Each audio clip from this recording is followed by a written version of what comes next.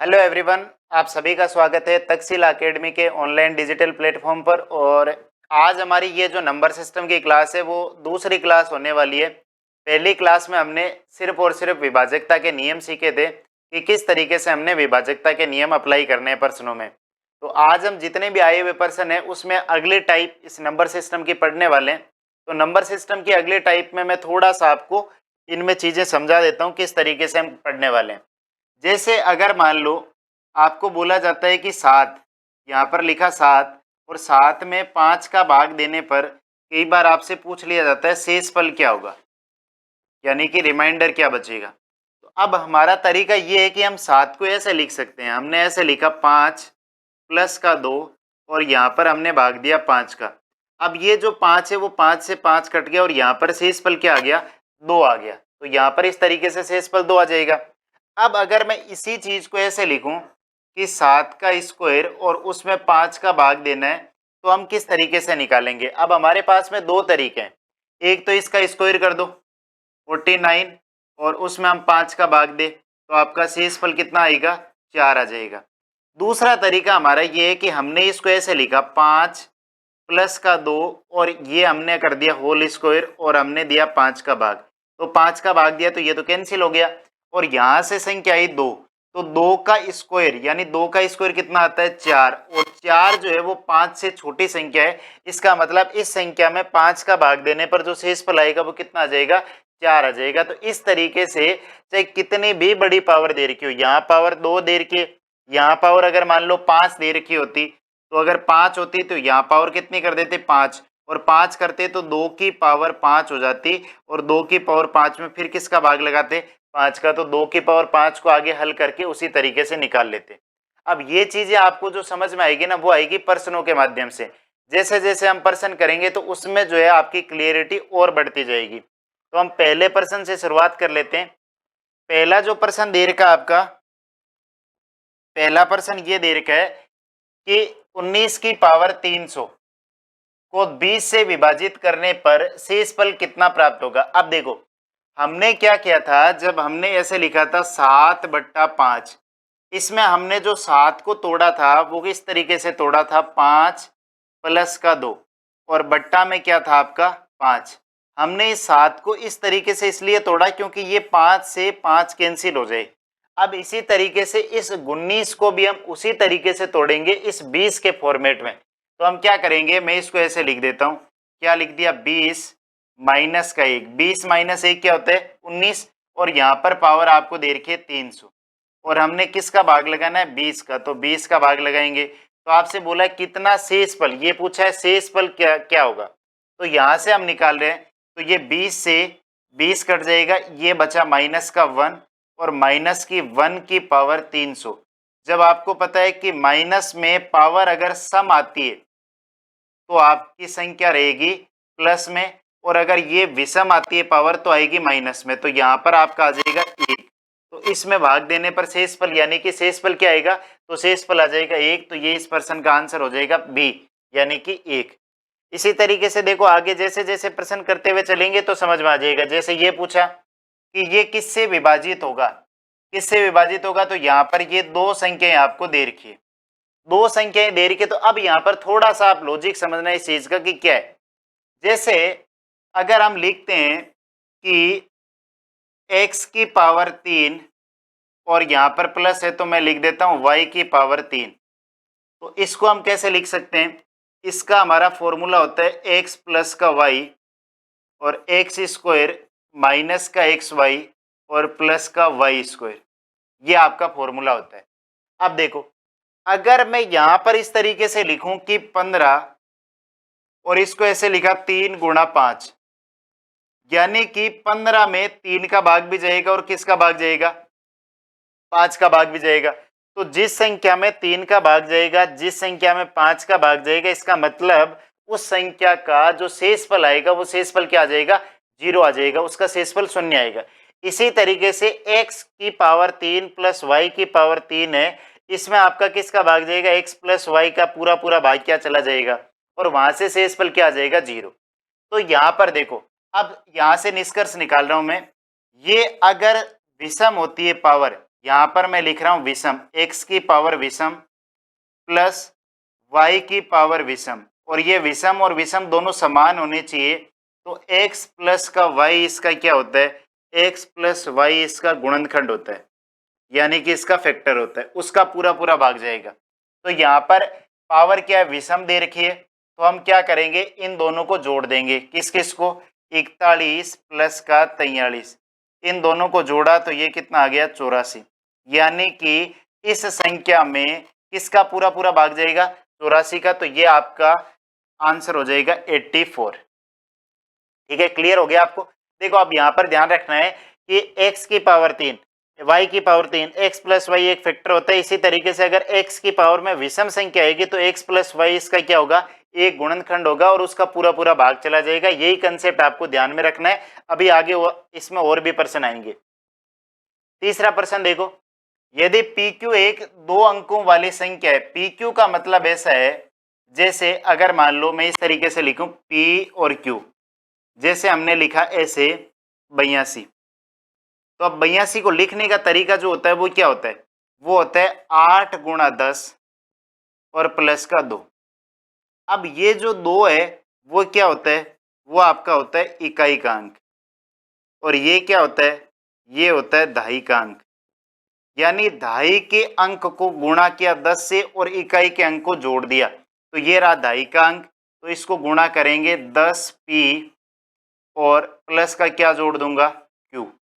अब देखो यहाँ पर इस वाली संख्या को हम यहाँ लिख रहे हैं, हमने लिखा 10p माइनस प्लस का q माइनस का चिन्ह, और इस वाली संख्या को क्या लिखेंगे, पहले q दे रखा है, इसका मतलब 10q और प्लस का p। अब इसमें से इसको घटा दो तो यहां से क्या आ जाएगा, 10p प्लस का q माइनस का 10q और ये माइनस का p। तो ये p और p एक जगह कर देते हैं, तो 9p और ये इन दोनों को एक जगह करेंगे माइनस का 9q, और यहाँ पर 9 कॉमन लेंगे तो क्या आएगा, p माइनस का q। इसका मतलब आगे कॉमन क्या आया, 9। और आपसे पूछा था निम्नलिखित में से किससे पूर्णतः विभाजित होगा। जब आपको हमने पिछले प्रश्न में करवाया था 15 बराबर 3 गुणा 5, इसका मतलब ये 3 से भी विभाजित है और किससे विभाजित है, 5 से विभाजित है। तो इसका मतलब इसके गुणनखंड एक 9 आ गया और एक p माइनस का q आ गया, तो ये 9 से भी विभाजित होगा और p माइनस q से भी। तो यहाँ पर कौन सा ऑप्शन सही हो जाएगा, इसका 9। तो ये इसका करेक्ट आंसर हो जाएगा। तो इस तरीके से आपको क्या करना है, एक एक प्रश्न को थोड़ा बहुत समझते हुए चलना है। इस टाइप के बहुत सारे प्रश्न आए हुए हैं, तो हम जो इंपॉर्टेंट प्रश्न है वो ले रहे हैं। अगला देखो, इसका हमने पहले टाइप में हमें प्रश्न एक किया था इसका कि किस तरीके से करना है। जब भी इस तरीके का प्रश्न आता है, n एक प्राकृत संख्या है और मान किसका पूछा है, n की पावर 3 माइनस n किससे विभाजित है, तो n की पावर 3 माइनस का n, तो यहाँ पर n का मान आप अगर 1 रखते हैं, ठीक है, n का मान 1 रखेंगे तो 1 माइनस 1 0, यहाँ से तो कोई मतलब ही नहीं हुआ। n का मान हमने 2 रखा, 2 रखेंगे तो क्या आएगा, 2 की पावर 3 माइनस का 2, यानी 2 की पावर 3 8 माइनस का 2, यानी क्या आ जाएगा 6। अब अगर n का मान 3 रखते हैं तो 3 की पावर 3 माइनस का 3, यानी 27 माइनस का 3 क्या आ गया, 24। यानी वो संख्या 6 से विभाजित होगी, 6 से विभाजित होगी, तो यहाँ पर इसका आंसर क्या आ जाएगा, 6। क्योंकि 6 का भाग जो है वो किस में जा रहा है, 24 में भी जा रहा है। आगे n का मान 4 लोगे तो भी उसमें किसका भाग जाएगा, 6 का मान जाएगा। तो सबसे सिंपल इसका आसान तरीका है कि यहाँ पर n का मान रख करके देख लो, जो आपका ऑप्शन मैच करता है वही करेक्ट हो जाएगा। तो ऑप्शन क्या सही हो जाएगा, इसका 6। अब देखो अगला, अभी देखो हमने ये पढ़ा था कि यहाँ पर ये पावर दे रखी है 25, ठीक है। अभी हमने ये पढ़ा x की पावर 3 प्लस y की पावर 3, इसका एक फैक्टर क्या आ रहा था, x प्लस का y। अगर यहाँ पर x की पावर 3 माइनस y की पावर 3 आएगा तो इसका एक फैक्टर आएगा x माइनस का y। वही है, यहाँ पर घात क्या होनी चाहिए, विषम होनी चाहिए, घात होनी चाहिए विषम। तो विषम में अगर प्लस का फैक्टर है तो प्लस आएगा, माइनस का फैक्टर है तो माइनस आएगा। अब यहाँ पर देखो 47 की पावर 25 माइनस 1 की पावर 25, ये दोनों पावर बराबर होगी। अब आपसे ये पूछा, देखो ये आपका x मान लो, ये y मान लो, और पावर विषम में दे रखी, इसका मतलब एक फैक्टर होगा इसका 47 माइनस का 1, और 47 में से 1 घटाएंगे 46। क्या 46 इसके ऑप्शन में आ रहा है? तो 46 इसमें से एक भी ऑप्शन नहीं है, तो हम 46 को क्या लिख सकते हैं? 2 गुणा 23, तो यानी 2 में भी भाग जाएगा और 23 का भी भाग जाएगा। तो ये पूछा है कौन सा ऑप्शन मैच कर जाएगा? 23। आपसे पूछा है किससे पूर्णतः विभाजित होगा, तो विभाजित होने का मतलब उसमें 2 का भाग भी जाएगा और किसका भाग जाएगा? 23 का। तो करेक्ट आंसर क्या हो जाएगा? 23 वाला। तो ये इस तरीके से इसको करना था। तो ये आपको ध्यान रखना है, ये वाला पॉइंट, यहां से ये वाले दोनों पॉइंट जो है, अगर प्लस में आएगा तो प्लस वाला फैक्टर होगा, माइनस में आएगा तो माइनस वाला फैक्टर होगा, और लेकिन यहाँ पर क्या होनी चाहिए? पावर दोनों जगह आपकी क्या होनी चाहिए? विषम होनी चाहिए। अगले प्रश्न पर चलते हैं। अब देखो, हमने पहले जो इसकी टाइप पढ़ी थी, फर्स्ट टाइप में हमने सीखा था कि 9 से विभाजकता का नियम क्या कहता है। 9 से विभाजकता का नियम कहता है कि सभी अंकों का योग 9 से पूरा पूरा विभाजित होना चाहिए। तो ये बोल रहा है n का न्यूनतम मान ज्ञात कीजिए, यानी कि ये 1 1 1 1 ऐसे कितनी बार लिखूं, ऐसे कितनी बार लिखूं कि ये 9 से विभाजित हो जाए। इसका मतलब इनको जोड़ने पर या तो 9 आना चाहिए या 18 या 27। तो ये पूछ रहा है कम से कम, तो कम से कम इसको मतलब कम से कम जोड़ूंगा तो कितनी बार आना चाहिए? 9। 9 आएगा कब आएगा? जब मैं 1 1 1 1 ऐसे करके कितनी बार लिखूंगा? 3 3 6 7 8 9, 9 बार लिखूंगा। तो इन सबको जोड़ूंगा तो इनका योग आएगा 9, और 9 में 9 का पूरा पूरा भाग चला जाएगा। इसका मतलब यहाँ पर जो n है, उस n को हम कितनी बार लिखेंगे? 9 बार लिखेंगे। यानी इस 1 को कितनी बार लिखेंगे? 9 बार लिखेंगे। तो यहाँ पर n का मान क्या आ जाएगा? 9 आ जाएगा। ठीक है। यहाँ पर अगला प्रश्न देखो। अब देखो वापिस अगले प्रश्न में क्या दे रखा है? पावर दे रखी है और पूछ रखा है किससे विभाजित होगा। यहाँ पर विभाजित दे रखा और ये इतनी संख्याएं दे रखी, यहां से लेकर यहां तक। जब भी इस तरीके का प्रश्न आए, क्या करना है? कॉमन लेना है। कॉमन का मतलब ये एक संख्या कॉमन ले लो, 3 की पावर 71 कॉमन लिया, तो यहां पर ये पूरी कॉमन आ गई, क्या बचा? 1। इसको हम ऐसे लिख सकते हैं, देखो 3 की पावर 71 और गुणा 3 की पावर 1। जब आधार समान होते हैं तो घात जुड़ जाती है, वो 71 और 1 72। तो यहां से क्या बचा? यहां से बचा 3। यहां से फिर बचेगा 3 की पावर 2, यहां बचेगा 3 की पावर 3, यहां बचेगा 3 की पावर 4। तो 3 की पावर 2 क्या होता है? 9। 3 की पावर 3 27 और 3 की पावर 4 81। अब इनको जोड़ दो, 3 की पावर 71, तो ये जोड़ेंगे तो यहाँ पर 81 और 8 हो गए 90, 27 और 3 कितने हो गए? 30, 90 और 30 120, 120 और ये कितने हो गए? 121। अब 121 को और तोड़ देते हैं, 121 को तोड़ेंगे तो 11 गुणा 11। अभी हमने सीखा था जब कोई संख्या गुणा में आ जाती है, इसका मतलब ये होता है वो संख्या इससे भी विभाजित होगी, इससे भी विभाजित होगी, इससे भी विभाजित होगी। तो कौन सा ऑप्शन दिखाई दे रहा है? तो यहां से ऑप्शन दिखाई दे रहा है आपका 11, यानी ये संख्या किससे पूरी पूरी कटेगी? तो 11 का इस संख्या में पूरा पूरा भाग चला जाएगा। तो इस तरीके से आपको इस प्रश्न को हैंडल करना था। बस देखो इस वाले में क्या है कि बहुत बार ऐसे भी पूछा जाएगा, 4 की पावर 61, 4 की पावर 62, 4 की पावर 63, 4 की पावर 64, बताओ ये किससे पूर्णतः विभाजित होगा? ठीक है, तो इसका आपको कमेंट में बताना है कि किससे कटेगा ये पूरा पूरा। अगला देखो, 5 की पावर 501 को 126 से विभाजित किया जाता है तो शेषफल के रूप में क्या प्राप्त होगा? जब भी पावर वाला प्रश्न आता है हमें उसके नजदीक का फैक्टर लेकर के चलना है। नजदीक का फैक्टर कैसे लेंगे भाई? 5 की पावर, तो 5 की पावर 3 अगर मैं लूं तो ये होता है 125, और 125 को मैं ऐसे लिख सकता हूँ 126 माइनस का 1, और इसमें अगर 126 का भाग लगाएंगे तो ये कट जाएगा। ठीक है, तो यानी कि इस तरीके से हम कर सकते हैं। तो ये पावर 3 होनी चाहिए, तो इसका मतलब मुझे इसका मल्टीपल देखो 501, 501 का मतलब क्या लिख सकता हूँ? 3 गुणा क्या लिखूंगा यहाँ पर? तो ये आपका आ जाएगा 6, और यहाँ पर आ जाएगा इसके बाद में 7, यानी कि 3 गुणा 167 करेंगे तो ये आ जाएगा 501। 3 को करेंगे 7 21, 2 18 और 2 20, और 3 और 2 5, यानी कि मैं क्या करता हूं इस 3 का तो 5 की पावर 3, इसको तो मैं लिख देता हूं 125, इसको तो मैंने लिख दिया 125, और इसके ऊपर घात मैंने लगा दी 167, और इस बाकी वाले को क्या लिखा, इसको मैंने लिख दिया 126 माइनस 1 और पावर 167 और डिवाइड कर दिया 126 से, तो ये तो कट गया, क्या बचा -1। -1 की पावर, अभी हमने सीखा था अगर सम होता है तो ये प्लस का 1 आएगा और विषम होता है तो ये आएगा माइनस का 1, तो ये विषम है, विषम है इसका मतलब क्या आया, माइनस का 1।